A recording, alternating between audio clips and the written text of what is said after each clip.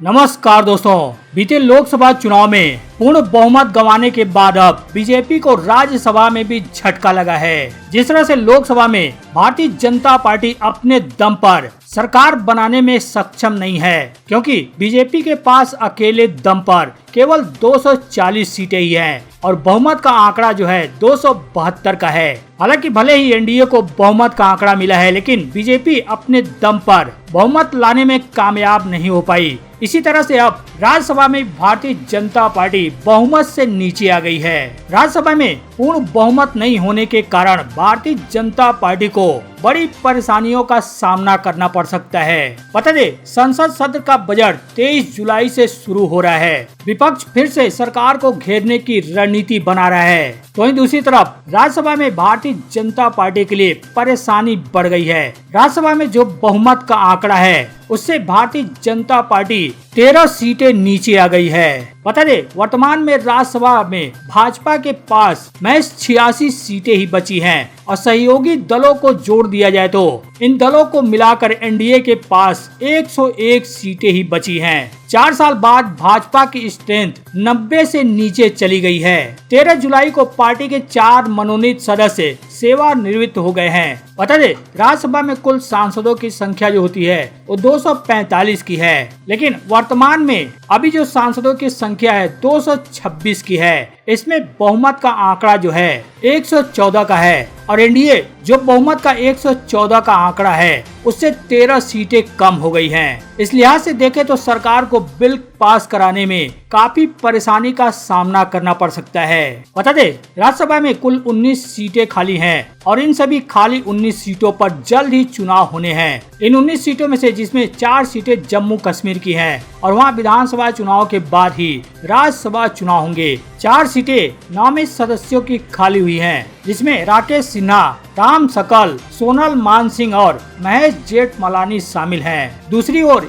11 सीटों पर चुनाव होना है, जिसमें महाराष्ट्र, तेलंगाना, मध्य प्रदेश, त्रिपुरा, राजस्थान, हरियाणा और असम शामिल हैं। एनडीए के गणित के मुताबिक उन्हें बिहार, महाराष्ट्र और असम से 2-2 और हरियाणा, मध्य प्रदेश, राजस्थान और त्रिपुरा से 1-1 राज्यसभा सीट मिल सकती है। माना जा रहा है कि जिन 4 लोगों को राज्यसभा में नॉमिनेट किया गया है वो भी सरकार का समर्थन करेंगे, क्योंकि उन्हें उच्च सदन में सरकार ही लेकर आई है। सामान्य रूप से राज्यसभा में नामित सदस्य स्वतंत्र होते हैं, लेकिन परंपरागत रूप से वे उसी का समर्थन करते हैं जिस दल ने उन्हें नॉमिनेट किया है। बता दे, राज्यसभा में जो 19 सीटें अभी खाली हैं उनमें 10 सीटें ऐसी हैं जिनके लोकसभा चुनाव लड़ने के कारण और उनके जीतने के कारण खाली हुई है और एक सीट भारत राष्ट्र समिति यानी बीआरएस नेता के कांग्रेस में जाने से खाली हुई है। बीआरएस नेता कह रहे कि केशव राव कांग्रेस में शामिल हो गए। चुनाव आयोग ने अभी तक इन सीटों पर इलेक्शन की तारीख का ऐलान नहीं किया है। राज्यसभा में किस पार्टी के पास कितनी सीटें हैं, अगर उसकी बात की जाए तो आपको बता दे, इंडिया गठबंधन में जितने दल शामिल हैं सभी को मिलाकर उनके पास 87 सीट हैं और एनडीए में जितने दल शामिल हैं सभी को मिलाकर 101 सीटें हैं। 2 स्वतंत्र और 7 नॉमिनेट के समर्थन के बाद इनकी संख्या 110 है और अन्य गैर राजग और गैर इंडिया गठबंधन उनकी संख्या 29 है। अलग अलग सभी पार्टियों के राज्यसभा सीटों की बात की जाए तो मौजूदा जो सांसदों की राज्यसभा में संख्या है 226 है, उसमें भाजपा के पास 86 है, कांग्रेस के पास 26 है, तृणमूल कांग्रेस के पास 13 है, वाईएसआरसीपी के पास 11 है, आम आदमी पार्टी के पास 10, डीएमके के पास 10, बीजेडी के पास 9, आरजेडी के पास 5, बीआरएस के पास 4, जेडीयू के पास 4, सीपीएम के पास 4 की संख्या है, एआईएडीएमके इनके पास भी 4 सीटों की संख्या है और समाजवादी पार्टी के पास भी 4 राज्यसभा सदस्यों की संख्या है। झारखंड मुक्ति मोर्चा के पास भी 3 सदस्यों की संख्या है। उद्धव ठाकरे वाली शिवसेना के पास भी 2 राज्यसभा सांसदों की संख्या है। शरद पवार वाली एनसीपी के पास 2 सांसदों की संख्या है और उनके भतीजे की एनसीपी के पास 2 सांसदों की संख्या है। सीपीआई भी 2 सांसदों के साथ राज्यसभा में है।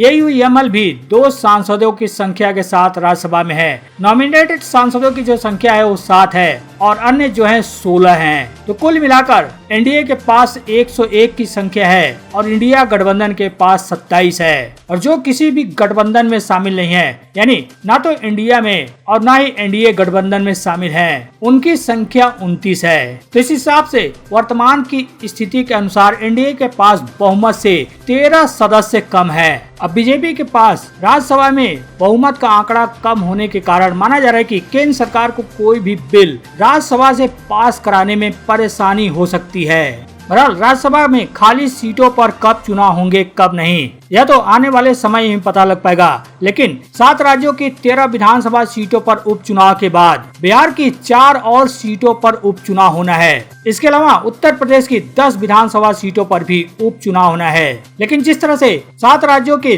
13 विधानसभा सीटों के नतीजे इस बार सामने आए, उससे भारतीय जनता पार्टी को माना जा रहा है कि यह बड़ा झटका लगा है। जिस तरह से कांग्रेस, टीएमसी सभी दलों ने मिलकर यानी इंडिया गठबंधन में जो दल शामिल हैं, उन्होंने 13 में से 10 सीटें जीतकर भारतीय जनता पार्टी को झटका दिया।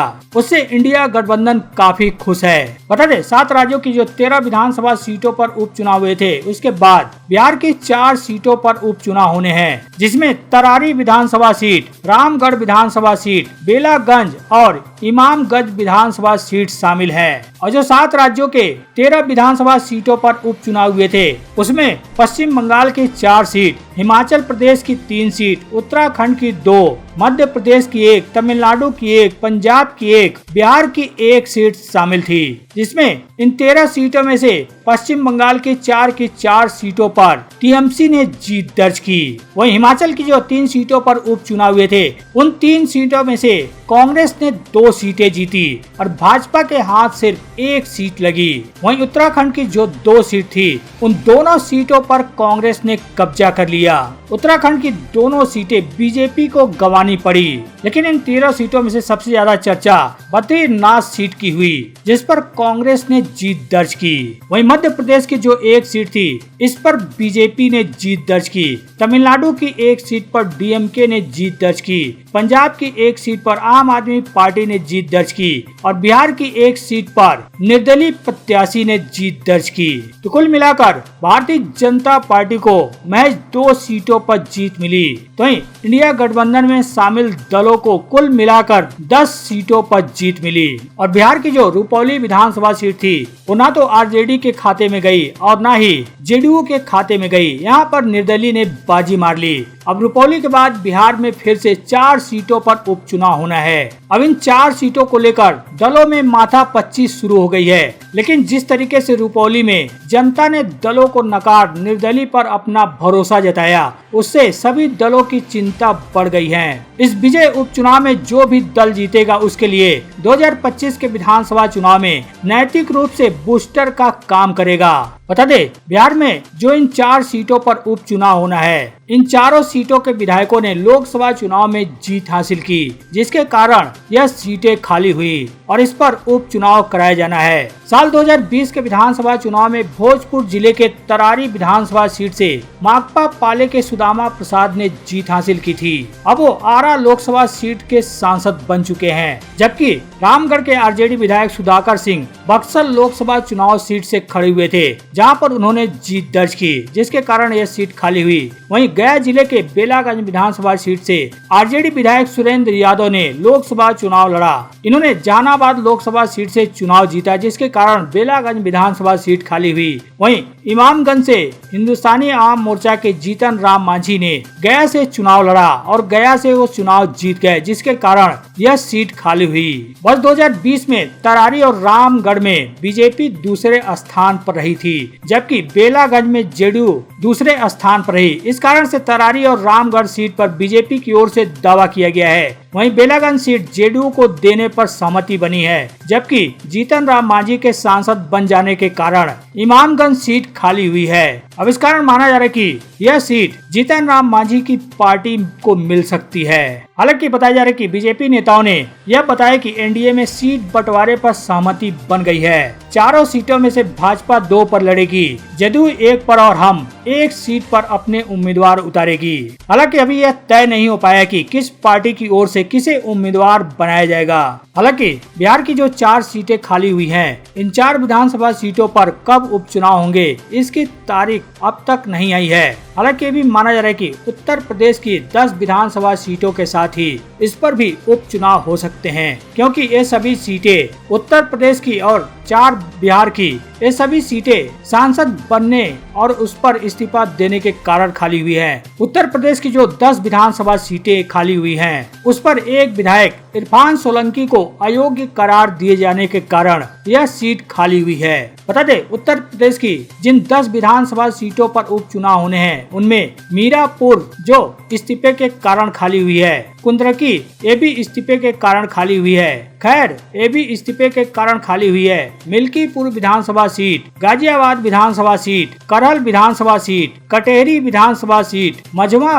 विधानसभा सीट, फूलपुर विधानसभा सीट, यह सभी सीटें विधायक से सांसद बनने के कारण खाली हुई है और एक सीट सीसामऊ जो इरफान सोलंकी को अयोग्य करार दिए जाने के कारण खाली हुई है। इन सभी सीटों पर उपचुनाव होना है। जिन 10 सीटों पर उपचुनाव होना है, उन 10 सीटों में से 2022 के जो नतीजे आए थे, उनमें 5 सीटों पर सपा ने जीत दर्ज की थी और 3 पर भाजपा ने जीत दर्ज की थी और 2 सीट जो हैं वो एनडीए सहयोगी दलों ने जीत दर्ज की, जिसमें एक निषाद पार्टी ने जीत दर्ज की और एक पर रालोद पार्टी ने जीत दर्ज की थी। अब ये एनडीए के सहयोगी दल हैं। अब उत्तर प्रदेश की जो 10 विधानसभा सीटों पर उपचुनाव होने हैं, इस उपचुनाव को विधानसभा का सेमीफाइनल भी माना जा रहा है। बीजेपी और सपा के सामने इन 10 सीटों में से 5-5 सीटें बचाने की चुनौती है।